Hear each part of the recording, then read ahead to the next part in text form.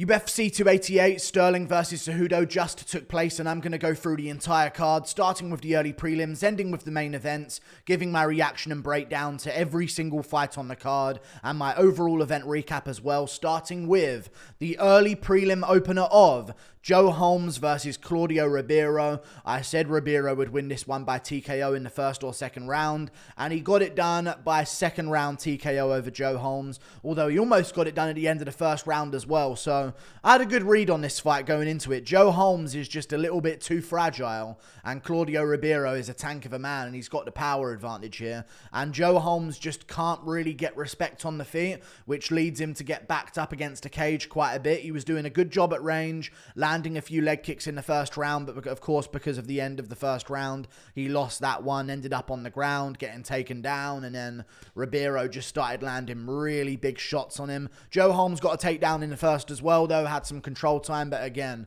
Ribeiro finished the round very strong. Looked like he was actually on his way to a TKO win if there was like 5 or 10 extra seconds. Looks like Joe Holmes was about to quit, but he got saved by the bell. Second round, Claudio Ribeiro, a little bit of a feeling out process early on, lands a massive right hand at the very end of the punch, lands a big knee to the face as well, and finishes off Joe Holmes in the second round. Pretty easy work. We move on. Up the card, Ikram Aliskerov versus Phil Hawes. Rewatched this one. Phil Hawes was doing pretty good, to be honest with you, but that seems to be the common occurrence with a lot of Phil Hawes matchups. He was landing some good shots to the body of Ikram Aliskerov early on, at least. Couple upstairs, couple to the legs. Ikram Aliskerov was headhunting a little bit, going to the body here and there as well, but not as much. And Ikram Aliskerov eventually landing a massive shot down the pipe. Perfect 1-2. Crisp, clean on the chin of Phil Hawes. And Phil Hawes goes down badly, crumples to the canvas. It's such a weird and pathetic description of how he got KO'd. But it reminded me of, I know this is such a weird thing, but I've just seen a highlight of this recently because they fought again recently. You know, Anison Gibb versus the other guy that he took on, Austin McBroom. In the first fight, he went down like that, where he fell towards the opponent on his back, out cold. And that's exactly how this one went. I'm sorry to make an influencer boxing remark, but I literally saw that highlight on like an advert for their recent rematch that they did, so it just reminded me of it. But yeah, clean shot from Ikram Aliskerov, right down the pipe. And Phil Hawes, again, his main problem, dude is a glass cannon in the middleweight division. Same thing happened with Chris Curtis. He's doing good. He's landing shots. Little glancing blow puts him out badly. Almost looked like a shot didn't even land, and he goes down. And then we had another situation with Phil Hawes against Roman Dolidze, but of course he was on one leg in that matchup. But he's just had a few of these moments where it's like, okay, come on, dude. Even got KO'd by Julian Marquez on the Contender Series. It was like, come on, man. We got to take a couple of shots. You got to have some level of chin.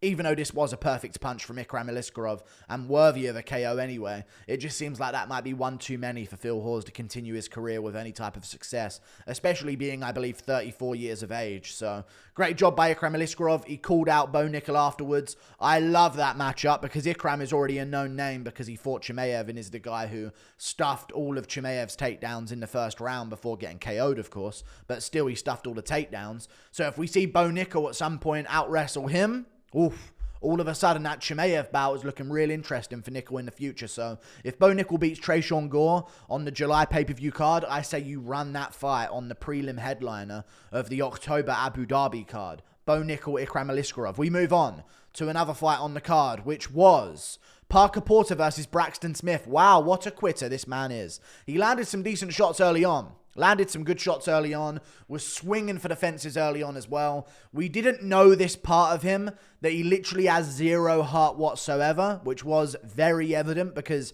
I'm not joking you here. The dude quit after 1 minute and 30 seconds. Now, maybe he did get hurt to the body with that knee from Parker Porter before he went to the ground, but come on, man. There was one shot to the body from Parker Porter in that fight. It was that knee, and before that, he was looking gassed anyway and looking like he wanted out of there. We didn't know that about him because every fight of his has been finished in the first round by brutal KO. I expected that Braxton Smith, a man who has devoted his life to MMA, would maybe have a bit more than a minute and a half of fight in him, but I've overestimated the heavyweight division of MMA once again. I'm telling you, every light heavyweight prospect should consider moving up. Look how it's going for Jailton Almeida. Great win by Parker Porter, though. Put the fucking moves all over Braxton Smith and finished him in the first round by ground and pound. We move on. Up the card, Virna Jandiroba versus Marina Rodriguez. Good performance from Virna Jandiroba. Really dull fight, to be fair, between the two of them. And Marina Rodriguez arguably did more damage in the third round, which is why some judges gave it 29-28. But I wouldn't be mad at a 30-27 for Virna Jandiroba. She took down Marina Rodriguez every single round. Some rounds more difficult than others, but in the first round, it was immediately to the ground. And that makes sense because, you know, Marina Rodriguez did well in the grappling against Mackenzie Dern. Mackenzie Dern did well in the grappling against Virna Jandiroba. So, of course, Virna Jandiroba absolutely dominates every second of the grappling against Marina Rodriguez. So, it makes absolute sense. All good. But yeah. Either way, she survived. And she survived against Dern. It wasn't like she was out grappling her, so it's not so much of women's MMA algebra, but just Jandiroba got a bunch of takedowns. She's in the top 5. We have to see that face again. We move on to another fight up the card, which was Khaos Williams versus Rolando Bedoya. This one is interesting because it was a very close fight. Now, I understand how the judges can give it to Khaos Williams, but I wouldn't have been surprised if they gave it to Rolando Bedoya. I just want to say this right now. Before I get into the scoring of this fight, Khaos Williams is genuinely terrible at striking. And I realized it before. There's been a few fights of his, and that's why I picked Mikel Pereira to beat him. He slept Morono, slept Abdulrazak Al-Hassan, and they're really good wins. So everyone was massively hyped on him, and I was like, Mikel Pereira's going to beat him. Because Mikel Pereira has footwork. And I picked Mikel Pereira to win a decision against him. And that's exactly what happened in that Mikel Pereira fight. Because Khaos Williams just all of a sudden looked terrible. Look at his regional fights, please. The dude swings like a loser. And if he lands it in the first round, you're getting KO'd. But if he doesn't, we find out more and more as fights go on with him. He's just terrible technically. He has a really good chin and a high amount of power.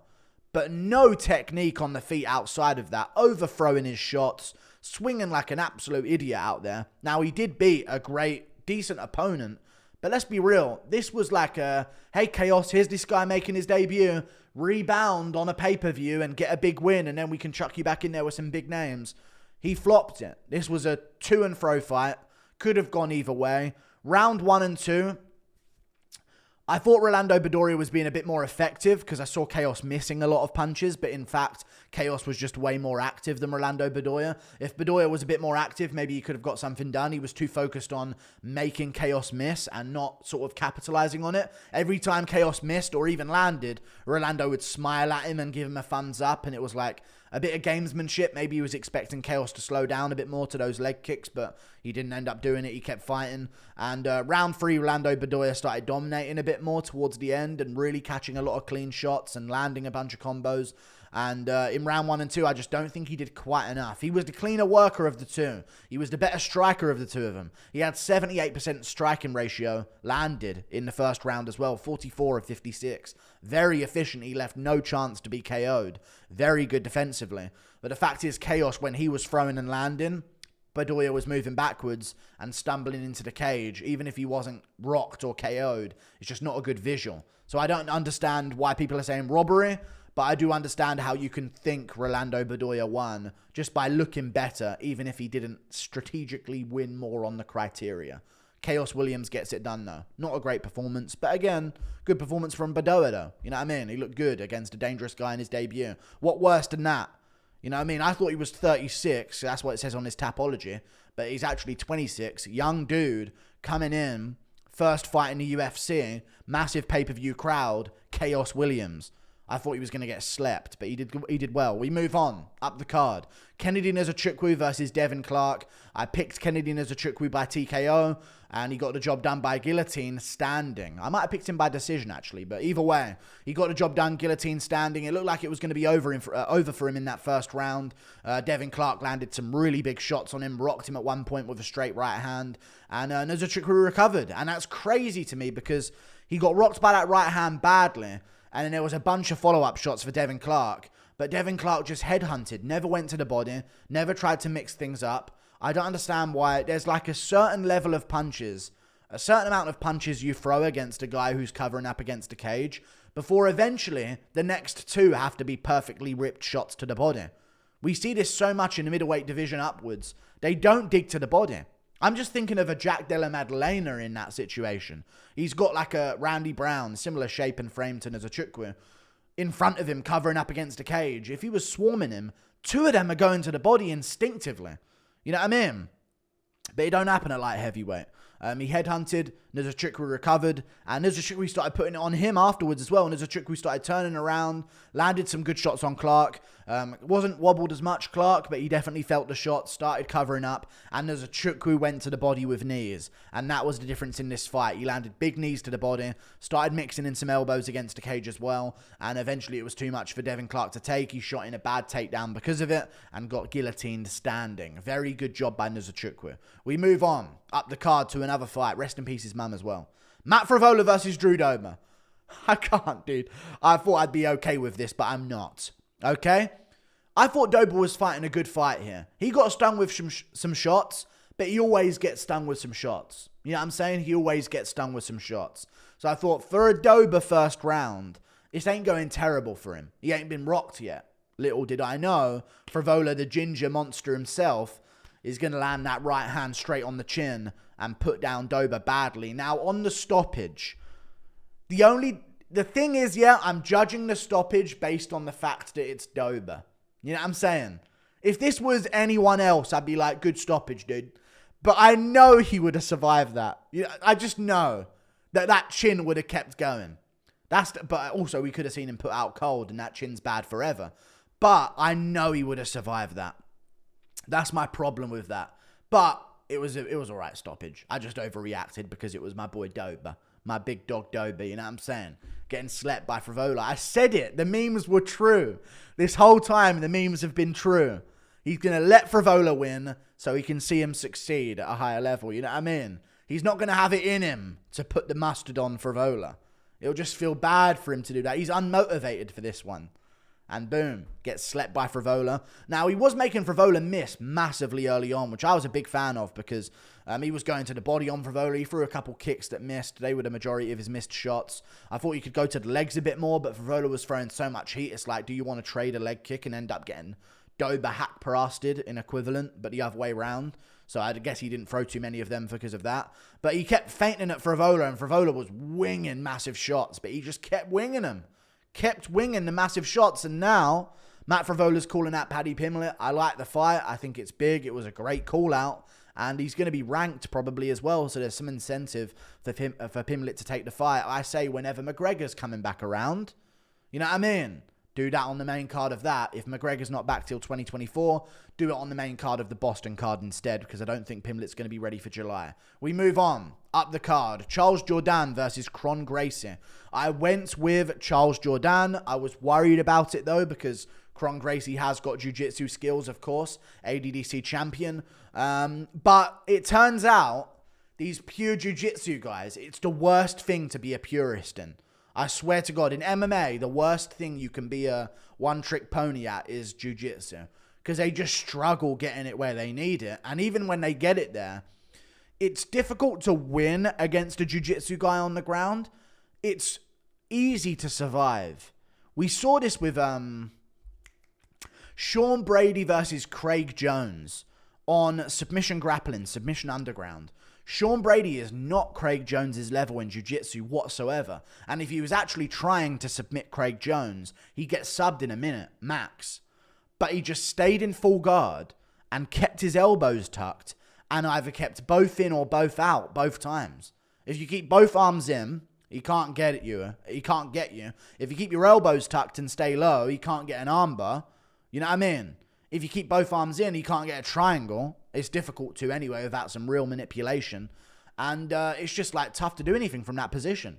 And if you keep your arms high, it's like there's no chance of anything else going on. You know? Like a go-go plata or something. But at the same time, it's just tough. It really is tough for jiu-jitsu guys to get what they want if you don't want them to get anything. You can negate it. You can't win it there, but you can with little strikes to the body. It's such an ineffective martial art to be a purist in MMA nowadays. And Kron Gracie looked terrible, man. He looked absolutely terrible. All that tough guy talk that he was doing, like, all that tough guy act he was doing, sorry, he wasn't really talking too tough, but still, like, dude just walked forward. I said this during the fight. He was unathletically walking. I've never seen anything like it. I mentioned in the fight as well, it's like when you're a kid and you walk into your parents' room to let them know you've shit your pants. Like, the way he was walking, like he had Alzheimer's or something. I was shocked by it. It was the most unathletic walk I've ever seen, and that was the big moment for him, the walking that he was doing. Outside of that, Jourdain schooled him on the feet every single round and won on the ground and kept up the strikes. Now, Kron Gracie was hitting the back of his head a bunch, but again, Jourdain gets it done. I hope Jourdain can get a great matchup against Barboza even, who knows, on that June pay-per-view card in Canada. That would be absolutely ideal for him. We move on to another fight on the card. Movsar Evloev versus Diego Lopez. I'm going to go with Movsar. Well, it's not a prediction, is it? Movsar Evloev did too much striking in the second and third round. 30-27 is abysmal. Again, the judging on this card, dude. There was some real bad judging on this card, and this was one of them that was bad, man. 30-27. Who gave him the first round? Because he was striking on the feet well. He got rocked on the feet. Badly rocked on the feet in the first round. Stumbled backwards. Lopez going for him, landing some more shots. They end up on the ground after Movsar takes him down. It wasn't a knockdown, by the way. He just took him down and punched at the same time. And Lopez nearly latches up subs on him. Has him in an armbar, and Evloev barely escapes it because he just got the elbow joint out in time at a better angle. Like, that could have been over in that position. Diego Lopez won that first round and they gave it 30-27. There's an argument for the third, but I rewatched a bit of it. Evloev landed a bit more than I actually remember him doing, but Diego Lopez had a straight arm lock from bottom that he tried to start with a Kimura, and then he also got a knee bar at the end of round 3 as well. 4 legit submission attempts for Diego Lopez in that fight. I think he had the arm lock twice as well and ended up reversing position at one point and nearly having an inverted triangle on top. But Evloev did a bit too much ground and pound, and you got to go based off damage. And Evloev was winning on the feet early on quite clearly as well, as we saw Diego Lopez start to fade. But better thing for Diego Lopez. Got his win bonus, got a fight of the night bonus as well for stepping up, saving the card. Dude probably made about $70,000. You know what I mean? And if he would have won, it would have been, well done, dude. 12 for 12. You're fighting a top 15 featherweight. Like, that would have been a problem. So it's actually good that he gets this loss, even if it's not ideal, because people can say, oh, on full camp he beats Evloev. He's a top guy coming up. And now he can actually go back to fighting people that are probably a bit closer to a winnable level at a more consistent rate at a lower paycheck as well. Let's not forget. So good job, Diego Lopez. Not quite good enough in the second and third, but he had a great performance. We move on up the card to another fight. Xiaonan versus Jessica Andrade. I called it mid-fight. I didn't call it before the fight. I thought Jessica Andrade is going to be too much. She's a dude in there, you know what I'm saying? And she's going to be too much for Xiaonan was my main takeaway from that fight. Now, in the fight, I said it in the fight. You can go back and watch the fight companion. I literally said, she's so open. She's going to get tagged coming in. She's so unbelievably open coming in right now. What is she doing? No care for defense. She's been at flyweight too long, I'm telling you. Beating on these middle-aged women at the flyweight division. Not like John Jones, in the flyweight division of the UFC. And she's just been walking forward, beating them up, because they have no counter shots or any skill whatsoever off the back foot. So I'm just like, Jesus Christ. She's wading forward. Strawweights have technique, Andrade. Have you forgotten? You know what I mean? Wading forward, and no joke, it was like a left hook, left hook, left hook, left hook she was going for. Just walking forward every time. Like, you're going to get tagged down the center. And eventually, Xiaonan made her pay. Very Vadum Miocic-esque. Fade away, pop. Very clean shot from Xiaonan. Probably going to get a title shot. I say do it in a main event of like a Chinese fight night. Keep him off the pay-per-view. Make it a good main event in a China card. Not for a pay-per-view, of course, because that's going to take a long time to schedule. You can get a UFC fight night Beijing. Zhang Weili versus Yan Xiaonan. Either way, a Chinese fighter becomes champion. So win-win. We move on to another fight that took place on the card, which was Belal Muhammad versus Gilbert Burns. Belal won arguably every round. There were some close rounds. Apparently, he doubled Burns in the fifth. The stats today. I thought Burns won the fifth round. It was very close. But Belal edged every round nearly. 4-1 on 2 scorecards. I'm just going to say it how it is. I'm not being salty about this. I know I picked Burns to win. Let's just say this how it is. Belal Muhammad being atop the welterweight division is an absolute disgrace to the welterweight division. I'm just going to say it how it is. Him being at the top is a disgrace. You can say all you want about short notice. He fought a one-armed opponent for 24 minutes. Say all you want about short notice. He fought a one-armed opponent for 24 minutes of that fight. But Gilbert Burns shot a takedown in the first round, tore his bicep on the left side, absolutely shattered it, and people are saying it was Belal who landed a knee to his arm. No, it wasn't, dude. He landed a knee to the right side of Belal Muhammad, not the left, to Gilbert Burns, not the left side. And before you say it was all those kicks, all the kicks were to the right side of the body of Burns anyway. It wasn't to the left side. Burns injured himself on the takedown. You could see him shaking out his arm. He barely threw a left hand, and anytime he did, he unwinded his arm afterwards. Dude just couldn't fight. He had to fight one-handed, and he's not a kicker. He's a boxer on the feet. You know what I mean?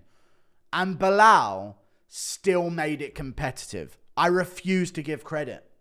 I absolutely refuse to give credit. You're telling me you're in the biggest fight of your life. The guy in front of you doesn't throw anything off one side of 50% of 100% of what he throws on the feet.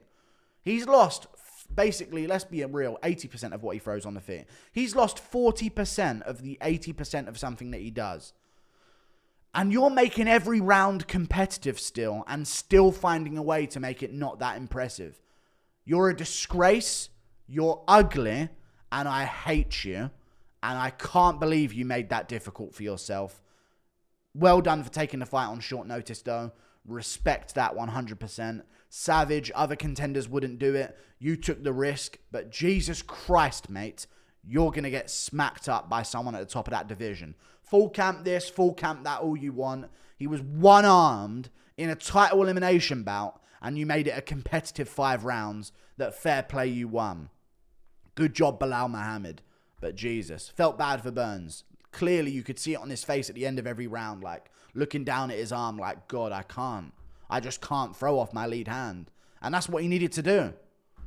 Pathetic. And it didn't look like a high-level fight anyway. We move on to the main event, Aljo versus Cejudo. A lot of people are saying Cejudo won, seeing a lot of that. A lot of the people, like fighters that watched it, even O'Malley was saying that. I think O'Malley loves the style matchup against Cejudo more than Aljo. So that's why he wants to act like Cejudo won, because he knows Aljo probably sub him. But Cejudo, he could survive on the ground because Cejudo don't have much jits. But Aljo round 1, Aljo round 4. Round 2's a swing round. Round 3, Cejudo, because he hurt Aljo at one point. Round 5, Cejudo as well. It's not an ideal circumstance for Aljo again. He's won a coin toss decision twice. Even though I do think he clearly won the second Yan fight in that first round with that extra elbow that he landed. It shouldn't be down to that. Your legacy is down to like, oh, but that one extra punch, that's always an L. Great performance from Aljo to win. Don't get me wrong. He got the win, and that's commendable. But it's just like, it's hard for him, man. It's hard for Aljo because he's so close to the rest of his division, at least until now, maybe. I think Merab would beat him, but he's cucked Merab to sit in the closet and watch while Aljo cleans his belt on his bed at night. So Merab's a cuck, but funny to take O'Malley's jacket, though. Fair play to him. But then with the rest of the division, I think he beats O'Malley. I think he beats a Sandhagen. I think he would beat some of these up-and-coming strikers. It's going to take an Umar or something like that to get rid of Aljo at the top of the bantamweight division and save a chance at selling some pay-per-views. But we'll see. Maybe Aljo comes out with some big trash-talky moments. Maybe he becomes a bit more of a star. He's still doing his YouTube thing, so good for him. Competitive fight all the way through. Coin toss of a decision. The only problem I have is the fact that the fight was given to Aljo based on him winning the 5th round on one judge's scorecard. How the hell do you give round 5 for Aljo? Cejudo looked better with the shots he was landing, and he only outstruck Aljo in round 2 and 5. Round 5, clearly. How do they not give round 5 to Cejudo? He landed better shots. There was no dominant grappling from either of them. And he landed more of the shots in round 5 as well. And the fact that one judge gave that round to Aljo is the reason he's a champion. And Cejudo, who was considering continuing legacy, is now considering retirement. Pathetic judging again. Should have been a coin toss in round 2, but they made it somehow worse by having it round 5. But Aljo wins. Like and subscribe. Thank you for watching. I believe I went. What did I go on the card? I definitely went positive. 1-0, 2-0, 2-1, 2-2, 3-2, 4-2, 4-3, 5-3, 6-3, 6-4, 7-5. Not great, not bad. A lot of underdogs came up again here that I didn't pick. But I did pick one of them, I believe. Oh no, they both fell off the card, didn't they? There was a couple fallouts on the card. But I did get Aljo as an underdog. He ended as an underdog, and I did get him as an underdog, so that's pretty cool. But we had a triple underdog threat. Feature fight, co-main, and main event. So many underdogs winning this year. Lopez had a great underdog performance. You know what I mean? Frevola gets it done. Bedoya had a great underdog performance. With different scorecards, we could be looking at way more. Craziness. Pretty poop card overall. Can't wait for Shabazian versus Rodriguez in the main event. Hernandez, sorry. Whatever it is. Like and subscribe. I've brought back the main event picks. I'm 8-8. Let's get positive. HIV.